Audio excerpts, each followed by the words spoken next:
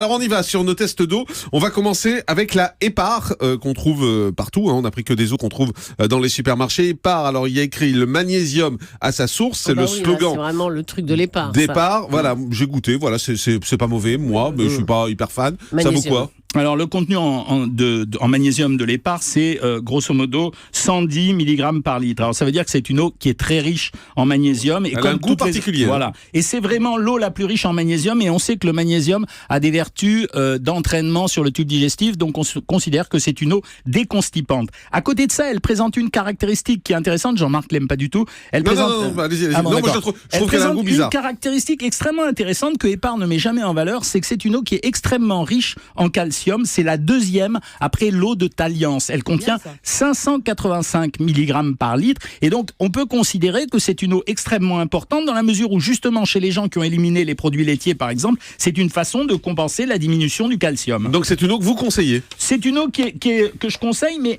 à la limite, je dirais, faites attention. Ça veut dire, vous avez parlé de quelque chose de très important tout à l'heure, c'est le goût de l'eau. Ça veut dire que l'eau a un goût, donc c'est vraiment important. Alors, on passe à la suivante, c'est la Contrex. Alors, moi, je trouve que c'est celle qui a le plus de goût. Et moi, j'aime pas du tout, en fait. Alors, c'est une eau qui est riche en calcium. Mais alors, c'est étonnant parce que je vois ici, il y en a qui adorent et il y en a qui détestent. Donc, c'est vraiment un goût particulier. Alors, c'est une eau qui est riche en calcium, qui est relativement riche en magnésium. Elle se situe d'ailleurs au deuxième plan des eaux riches en magnésium. Elle a une particularité, c'est qu'elle est moins riche en sodium que l'eau d'Hépar. Elle contient 9,1 mg. Donc, c'est une eau intéressante également. Et elle est moins riche en sodium, mais on verra tout à l'heure qu'elle est moins riche, mais plus riche quand même que, par exemple, une autre eau qu'on a sur la table. Julie, vous aimez, vous, Contrex? Non, j'aime pas trop. Elisabeth? Moi, je l'aime bien. C'est surtout qu'elle a un effet coupe-faim chez moi, la Contrex. Et c'est pas psychologique. Toutes les eaux. Non, ça je parle de la Contrex. Il y a autre chose qu'il faut connaître dans les eaux, c'est ce qu'on appelle le résidu sec. Le résidu sec, c'est l'ensemble des minéraux qu'une eau minérale contient. Et le résidu sec pour Contrex est relativement important. Donc ça veut dire qu'il y a quand même une matière qui nourrirait. Donc elle est intéressante pour ça. Et Contrex l'a toujours vendue parce que justement c'était une eau qui n'était pas très riche en sodium, en disant qu'elle était diurétique, ce qui provoquait un effet minceur. Et on a surfé depuis des années là-dessus. Ça fait maigrir ou pas? Mais non, ça fait pas maigrir. Il cherche une recette, lui. Non, mais non, ça fait pas maigrir. Mais non, mais je l'aime pas en plus. Donc, l'évian, moi c'est ma préférée, l'évian. Celle des bébés. Alors l'eau d'évian, très peu riche en calcium, donc c'est une eau qui n'est pas dure. Pas très riche en magnésium, très faible en sodium. C'est effectivement une eau de bébé parce qu'elle contient pas de minéraux, elle va pas altérer les goûts. Alors, elle jouit quand même du bénéfice d'avoir une publicité extraordinaire. Et donc, le marketing dans ces produits est excessivement important puisqu'on achète du rêve. Moi, j'aime beaucoup le goût aussi. En fait...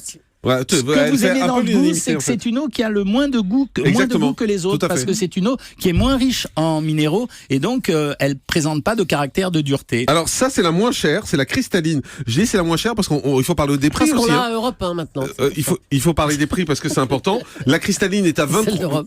Oui.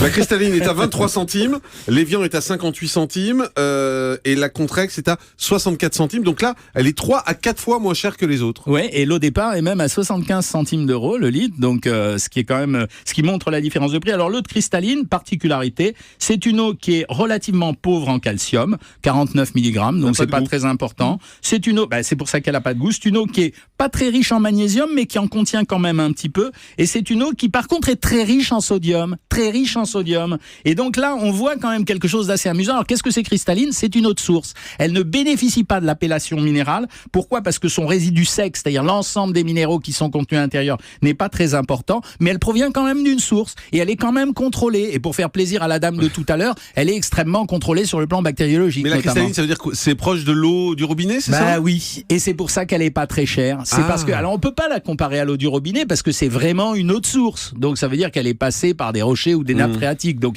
elle a des caractéristiques d'eau de source. Mais en termes de composition minérale, elle va se rapprocher de l'eau du robinet.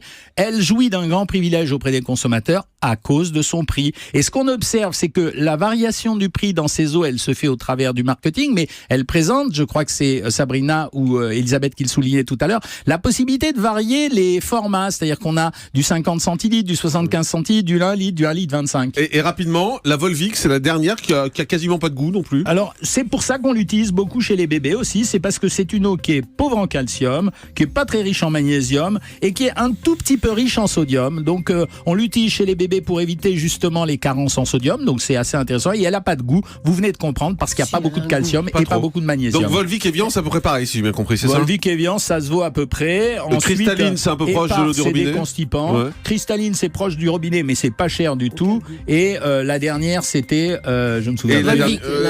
Non, on l'a dit déjà, on a fait Contrex, Volvic, Evian, Épar et cristalline. Voilà, et retenez que c'est en fonction du goût, du prix, de la facilité de l'encombrement et surtout une chose, les eaux minérales, ça se conserve à température en dessous de 12 degrés pour qu'elles ne s'altèrent pas et de préférence pas à la lumière.